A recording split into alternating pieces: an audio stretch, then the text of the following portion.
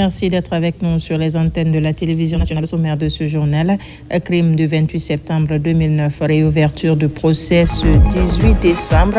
7 accusés comparaissent entre autres pour abus d'autorité, meurtre et assassinat.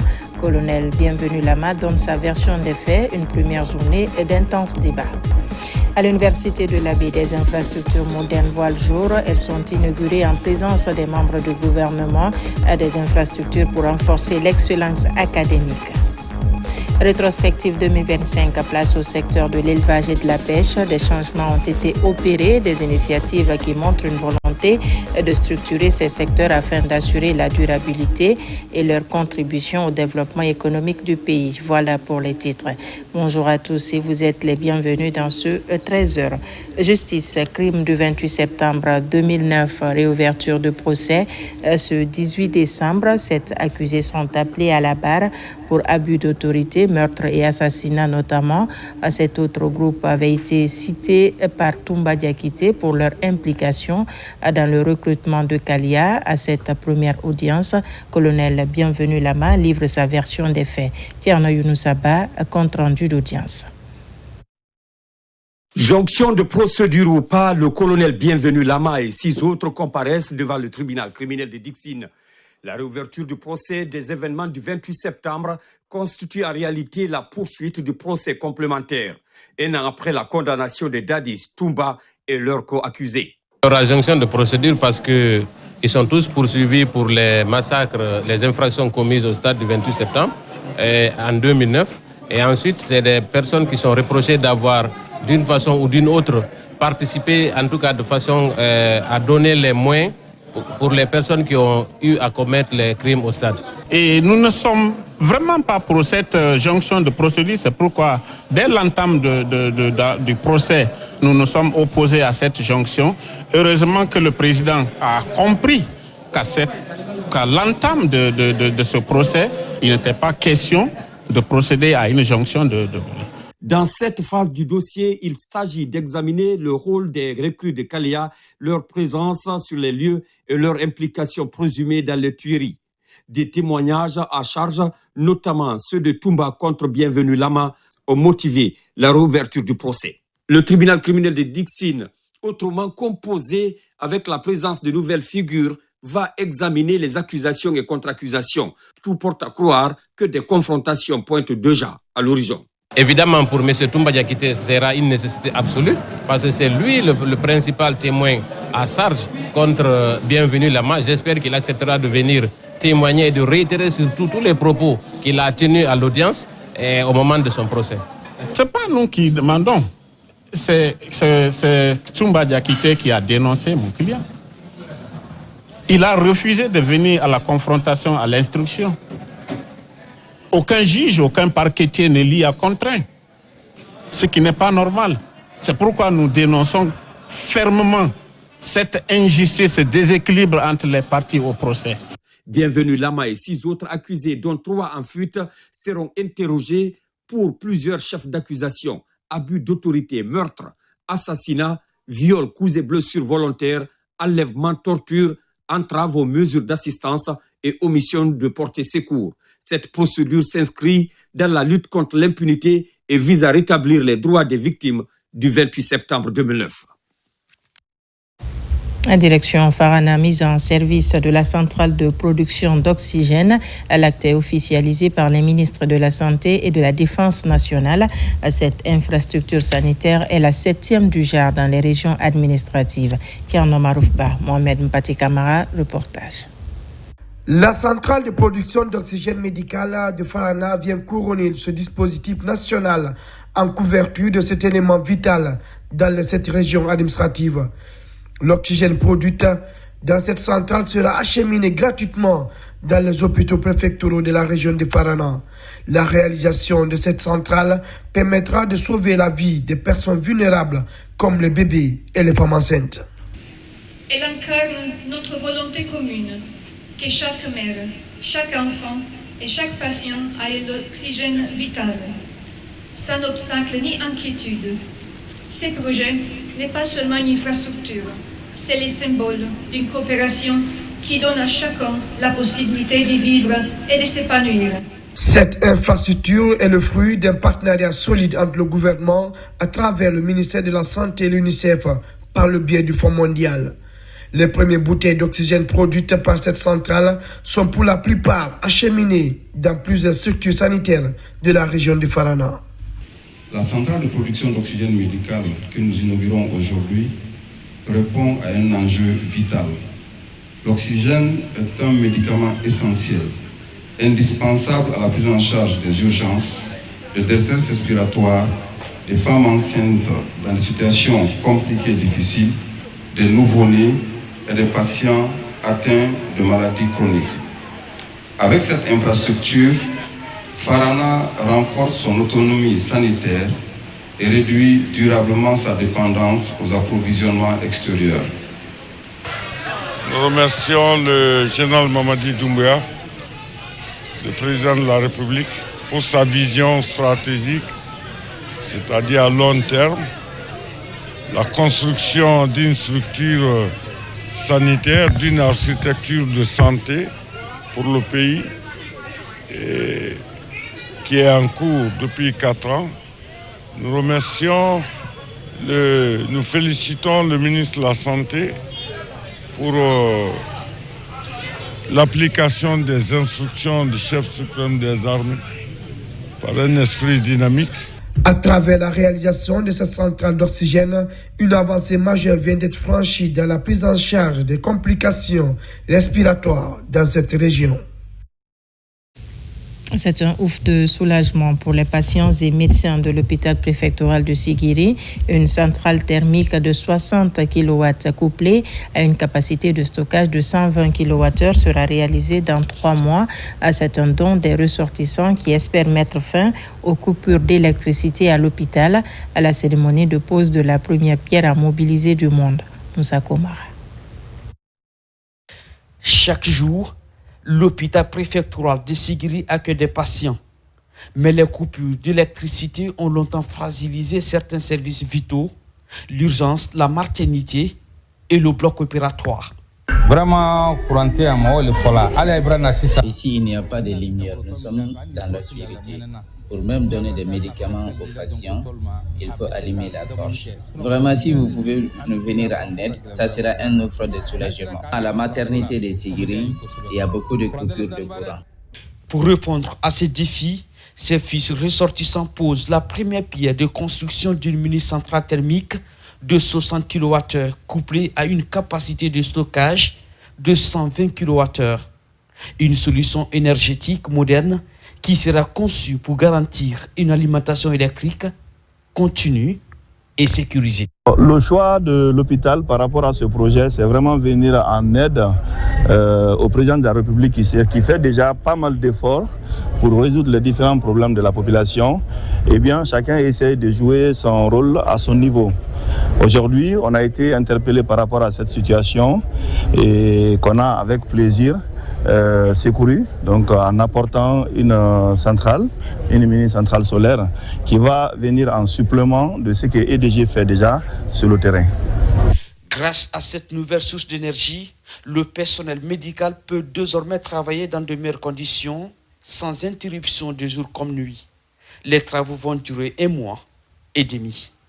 Je voudrais particulièrement remercier les donateurs, le docteur Koïta et toute son équipe pour ce geste qui viendra significativement améliorer la qualité des services au niveau de l'hôpital préfectoral de Sigiri, mais plus particulièrement au niveau du service de la maternité. À travers lui, je voudrais saisir cette opportunité pour remercier tous les fils ressortissants de Sigiri qui ne cessent à accompagner le secteur de la santé et pour améliorer les services au niveau de l'hôpital. Cet engagement fort en faveur de la santé des populations n'est pas une première. Le boulevard Ahmed Sékou Touré est déjà éclairé par ses natifs qui n'ont qu'une seule ambition, faire de Sigiri une ville moderne. Dans la capitale forestière, remise des titres de prise en charge, c'est au profit des malades indigents. Objectif, redonner le sourire à ces patients qui sont dans l'incapacité de se prendre en charge. Le point avec Moussa Kouyaté. Zirekore, capitale de la région forestière, à plus de 1000 km de Conakry. Des malades indigents ont bénéficié des titres de prise en charge sanitaire. Un programme national initié par l'État et coordonné par le Fonds de développement social et de l'indigence. Pour l'année 2025, l'État guinéen s'est fixé pour objectif ambitieux de prendre en charge 1000 malades indigents sur toute l'étendue du territoire national. À ce jour, plus de 1200 malades indigents ont bénéficié de cet apport de l'État. Cet objectif ainsi atteint à plus de 120%, preuve de la forte volonté politique et de l'efficacité des mécanismes mis en place depuis l'arrivée du CNRD au pouvoir. Cette cérémonie, au-delà du caractère qui le revêt, est dans le programme du gouvernement pour une santé universelle. Et d'ailleurs, aujourd'hui, c'est devenu une priorité. Ces malades indigents venus de toutes les préfectures de la région ont salué les efforts de l'État à travers le ministère de l'Action sociale, de la promotion féminine et de l'enfance. Je suis vraiment content et je remercie le groupe qui est venu pour nous sauver et je remercie le président Mamadou Doumbouya de ce qu'il est en train de faire ici en Guinée. Je tiens à féliciter très sincèrement le Fonds de développement social et d'indulgence. Et je leur demande, je sais qu'ils font un bon travail, mais quand on fait un bon travail, on demande beaucoup. Donc le gouvernement va demander beaucoup, je sais que vous êtes capable de le faire. Votre target va être augmenté, donc je tiens à vous remercier. Ici dans la salle, le cas spécial de cet enfant d'une dizaine d'années a attiré l'attention du public.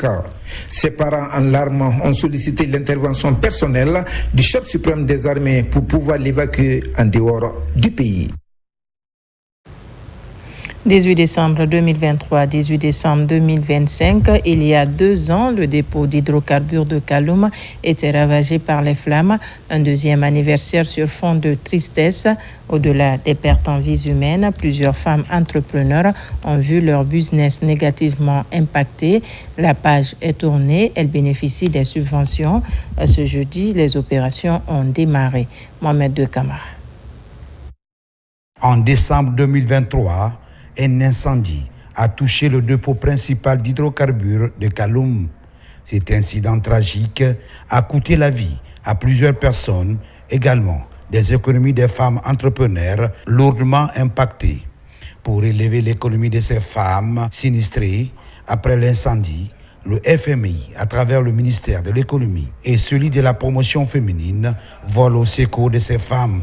Sur le terrain, l'opération est pilotée par le Fonds d'appui aux activités économiques des femmes et filles, FAEF.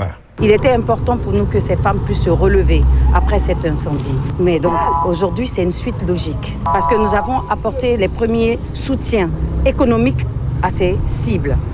Les ménages sinistrés de Kaloum, avec 100 micro-projets à fort impact, pour une valeur de 5 millions de dollars. Le premier groupe de femmes bénéficiaires de la subvention seront servis dans quelques jours.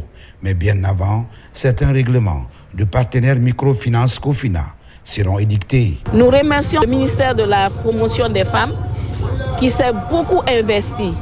Depuis le premier jour jusqu'à aujourd'hui, ils nous ont demandé de faire nos projets. Nous avons mis nos projets. Et vraiment, ça y est en bonne voie et ça y est en train de se réaliser. Notre rôle aujourd'hui ici est pour aider les communautés individuelles, les communautés victimes à surpasser cet événement. Ce que nous avons vu nous a beaucoup ravis parce que le message a été porté sur un message de positivité. Ce que le gouvernement a fait, on est venu aussi les réitérer que tout ça témoigne de la solidarité que le gouvernement apporte à leur action et à leur sort. Cette date du 18 décembre 2025 coïncide au 2e anniversaire de cet incident tragique. Une occasion pour les autorités de se souvenir à travers la lecture du Saint-Coran et des prières. À Conakry, le conseil d'administration de l'Agence guinéenne de la sécurité routière et une session consacrée à l'examen du bilan 2025, mais surtout à la validation des grandes décisions pour 2026. Maïmouna Bella Diallo nous fait le point. Au cœur des travaux, le rapport d'activité 2025, passé au peigne fin par les administrateurs. Une étape clé pour mesurer les actions menées et ajuster les stratégies face aux défis persistants de la sécurité routière en Guinée. On se réunit souvent pour voir quels sont les moyens, quelles sont les priorités à mettre sur pied pour que vraiment l'usager guinéen se sente à l'aise au niveau de nos axes routiers. Le conseil d'administration a validé le budget 2026 et pris connaissance du plan d'action pour la même année. Les échanges ont permis de définir des priorités claires, avec des instructions fermes pour une mise en œuvre rapide et efficace des actions prévues. Nous avons examiné avec le conseil d'administration le rapport d'activité 2025 et le plan d'action stratégique de 2026 a été présenté également au conseil d'administration. L'objectif est clair, c'est de réduire drastiquement les accidents de circulation sur la route, renforcer la formation des conducteurs de taxi-moto, des taximètres, renforcer également les compétences des policiers et des gendarmes également. Cette session s'inscrit dans une dynamique de bilan et de projection visant à rendre le plan d'action 2026 pleinement opérationnel dans les tout prochains mois. Pour le cas de l'Aguizère, c'est la gouvernance suprême pour élaborer les plans d'action stratégiques dans le cadre de la prévention des accidents de circulation et puis aussi la fourniture des moyens et la maintenance des moyens en matière de lutte contre les accidents de circulation. Avec un budget validé et un plan d'action clairement balisé, Aguizère se projette désormais vers 2026, déterminé à renforcer la prévention et à améliorer durablement la sécurité sur les routes guinéennes. Je vous l'annonçais dans les titres. À l'Université de la Baie, des infrastructures modernes voient le jour. Elles sont inaugurées en présence des membres du gouvernement, des infrastructures pour renforcer l'excellence académique. Par ailleurs, des ordinateurs sont remis aux étudiants les plus méritants. Mounir Bari. Ces infrastructures pédagogiques modernes réalisées par le ministère de l'Enseignement supérieur viennent transformer durablement l'Université de la Baie. Elles répondent aux commodités requises et s'inscrivent dans la vision du chef de l'État qui place l'éducation au cœur du programme Simandou à travers le volet Simandou Academy dédié à la formation du capital humain. Excellences, messieurs les ministres, votre présence parmi nous aujourd'hui a une portée symbolique forte. En inaugurant ces nouveaux bâtiments, vous affirmez clairement que l'enseignement supérieur n'est pas une charge pour l'État, mais un investissement stratégique pour l'avenir de la Guinée.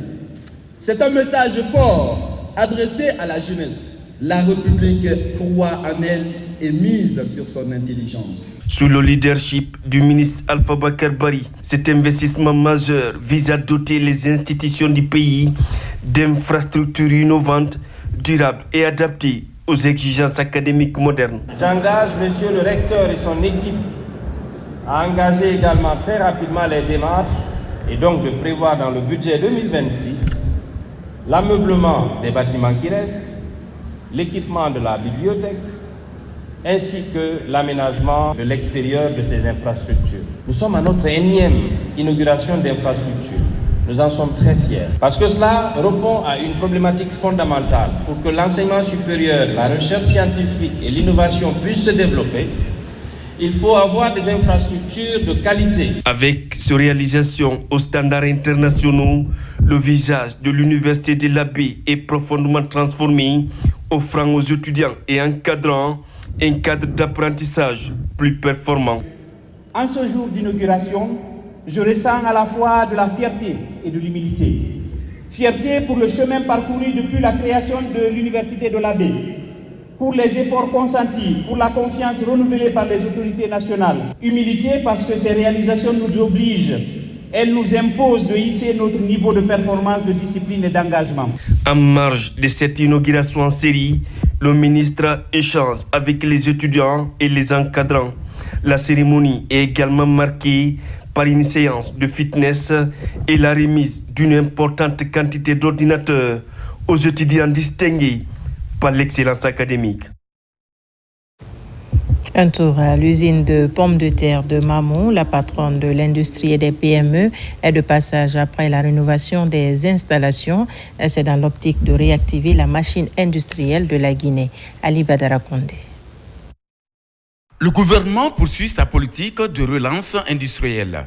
À Mamou, la ministre de l'Industrie et des PME, Dr Diaka Sidibé, s'est rendue sur le site de l'ancienne usine de conserverie de la pomme de terre. Aujourd'hui complètement rénovée avec des équipements de pointe pour la transformation de la pomme de terre en fruits. Avec tous les risques que cela dénote, nous avons pris l'usine de Mamou afin de pouvoir la relancer. Aujourd'hui, nous faisons les frites surgelées. Les frites surgelées dans les sachets qui sont souvent à 1 kg, 2 kg et 2,5 kg. Et nous avons ici une chaîne qui fait 1 tonne l'heure. Dans les aménagements, on peut aménager les heures, donc on peut avoir 10 tonnes de frites par jour. Donc vous avez une chaîne d'une très grande capacité qui peut aujourd'hui absorber une grande quantité de pommes de terre. La transformation de cette ancienne conserverie en une usine de fruits est le fruit d'un partenariat public-privé. Et la visite de la ministre de tutelle symbolise une nouvelle ère pour l'industrialisation guinéenne. Aujourd'hui, nous pouvons nous rassurer que nous sommes pratiquement à 80% dans le cadre des travaux d'infrastructure.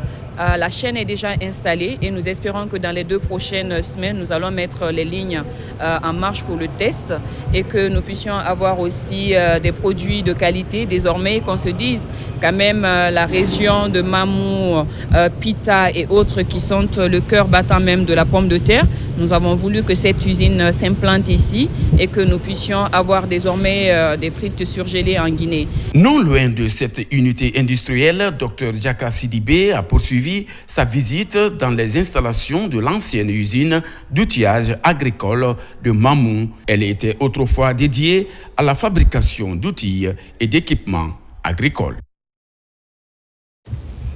À présent, la rétrospective des faits marquants de l'année qui s'achève. On s'intéresse au secteur de l'élevage et de la pêche. Actuellement, ils subissent des changements importants afin de renforcer la santé des animaux, valoriser les produits locaux et moderniser les pratiques. Pendant ce temps, la pêche et l'économie maritime opèrent une mutation grâce à la modernisation des infrastructures, la lutte contre la pêche illicite et la promotion de l'aquaculture. Ces initiatives montrent une volonté de structurer ces secteurs afin d'assurer la durabilité et leur contribution au développement économique du pays. Noumousso Diakité.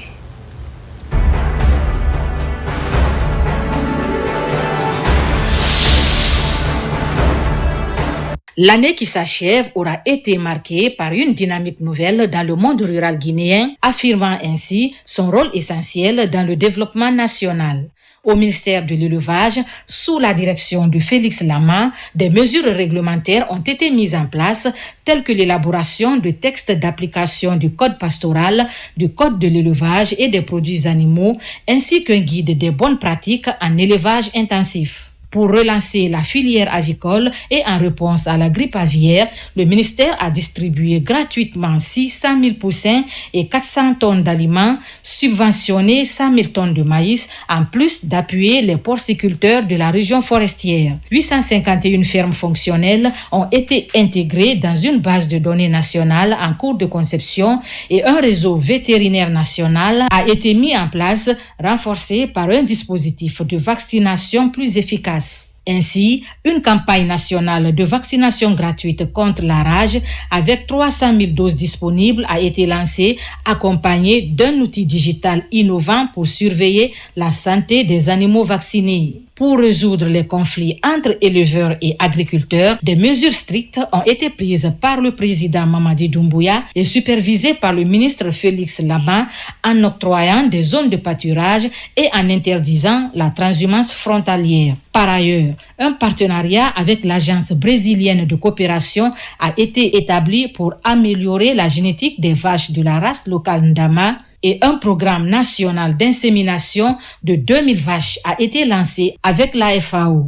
L'année 2025 aura été l'année de la transformation et de la promotion du secteur de l'élevage afin d'assurer la souveraineté nutritionnelle et alimentaire en Guinée. Parallèlement, sur le littoral, la pêche et l'économie maritime poursuivent leur mutation avec des actions telles que la modernisation des infrastructures, la lutte contre la pêche illicite et la promotion de l'aquaculture. La validation récente de conquis au CNT marque une étape importante dans l'implémentation de la nouvelle politique publique alignée avec le programme d'économie bleue de l'Union africaine qui vise à valoriser durablement les ressources maritimes et fluviales du continent. Ces initiatives démontrent la volonté du pays d'exploiter ses ressources bleues de manière optimale tout en préservant l'environnement marin. Les secteurs de l'élevage et de la pêche se rejoignent dans une ambition commune, construire une économie durable, solidaire et résiliente où le monde rural joue un rôle central dans le développement économique et social de la Guinée.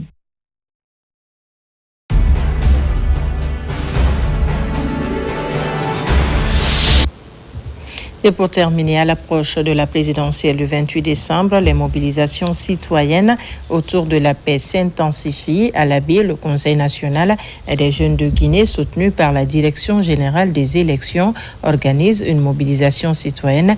Objectif à sensibiliser les jeunes autour des idéaux de paix. Diarra Diallo, Sarafdine Diallo.